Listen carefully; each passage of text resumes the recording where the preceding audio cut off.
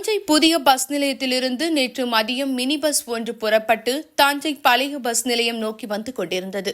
இந்த மினி பஸ்ஸில் 30க்கும் மேற்பட்ட மாணவ மாணவிகள் மற்றும் பயணிகள் பயணம் செய்தனர்.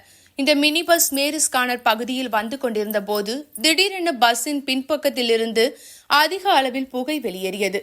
இதை பார்த்த டிரைவர் உடனடியாக பஸ்ஸை நிறுத்தி பஸ்ஸில் இருந்த பயணிகளை அவசரமாக கீழே இறக்கினார்.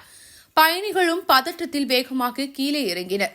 தொடர்ந்து மினி பஸ்ஸின் பின்பகுதியில் புகை வந்து கொண்டிருந்ததால் அந்த மினி பஸ்ஸை அருகில் இருந்த உயர்மட்ட பாலத்தில் ஓட்டிச் சென்று டிரைவர் நிறுத்தினார். சுமார் 5 நிமிடங்களுக்கு மேல் அதிக அளவில் புகை வெளியேறியது. பிறகு என்ன செய்வது என்று தெரியாமல் தவித்த டிரைவர் உடனடியாக பஸ்ஸின் இன்ஜினை ஆஃப் செய்தார். உடனடியாக புகை வெளியேறுவது நின்றது. அதன் பிறகே டிரைவரும் கண்டக்டரும் நிம்மதியடைந்தனர். தொடர்ந்து பஸ்ஸை இயக்கியிருந்தால் பஸ் தீப்பிடித்து எரிந்திருக்கும் என கூறப்படுகின்றது. பஸ் டிரைவரின் சாதுரியத்தால் பெரும் விபத்து தவிர்க்கப்பட்டது.